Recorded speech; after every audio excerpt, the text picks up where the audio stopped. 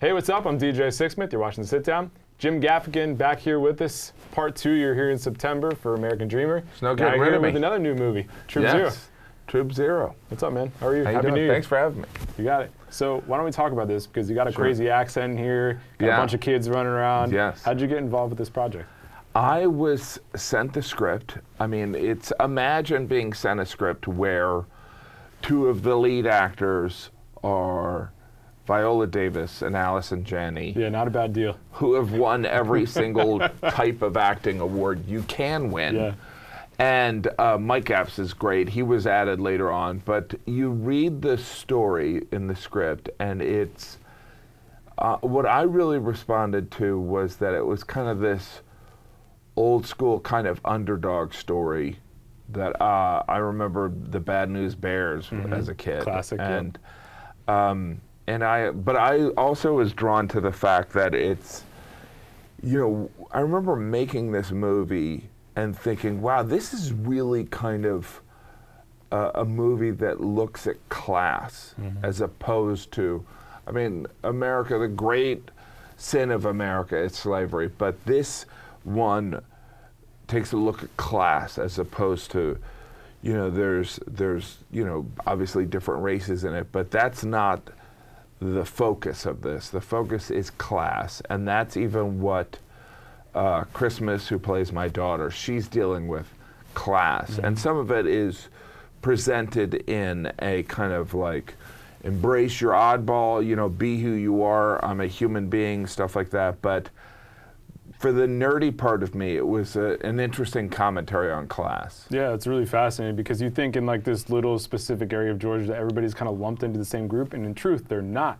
Like, Right. there are differences, and classism is a big problem in this country, and something that we don't talk about enough. So, Yeah. what was kind of most fascinating for you in unpacking that throughout the movie?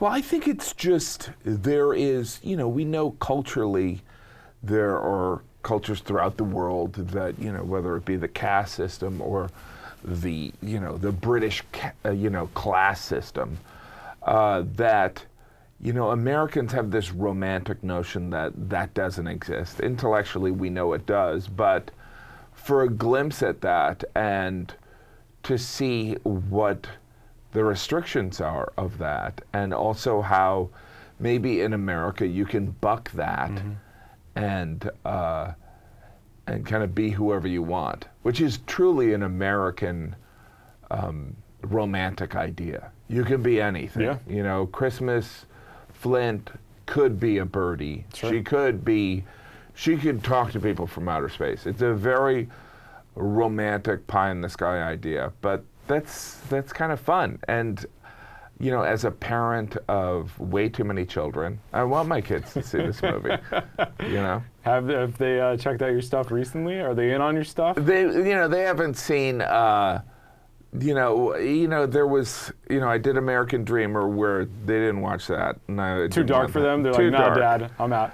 And then, being frank, I think my now 14-year-old son walked out. He's like, I don't want to see this. Why did he walk out? Well, they were watching it at home. I think I was out of town. And he was like, what if this is true? What if Dad does have it? Because I played a guy with two families. Oh, I'm like, man. and, you know, he probably wanted to get back on his Xbox anyway. But he was like, what? I don't want to watch this. What if he does have another family? And I'm like, obviously I don't. But Do your kids think you're funny? It varies. I think yes, but maybe I'm a cynic. I assume I'll lose all of them eventually. At some point, yeah. Just the Right. natural progression of things. The right? natural progression is you're not funny. You're annoying. Your You know, dad, yeah. Initially, you might be amusing, and then you're just embarrassing. So eventually, I'll lose them all. Now, on the flip side, are your kids funny? Like, have they picked up some stuff from you and your wife? They are individually funny. Okay, that's a good thing. And some of it's intentional funny, and some of it is not intentional, which is really interesting. And being a comedian, I think that there is this tendency to like, and my wife's a comedy writer, that there is this unconscious message that's been delivered that humor is funny. I mean, humor is important. It's an important form of currency. So at the dinner table, I'm like, we can just eat. You don't have to try and be funny. You don't have to one-up each other. Yeah. Yeah, just do your own thing. Yeah. So you've been doing the acting thing for a while. When you think about doing a movie like this, like if I were to tell you 10 years ago you'd be playing this type of character, like what would you have said to me?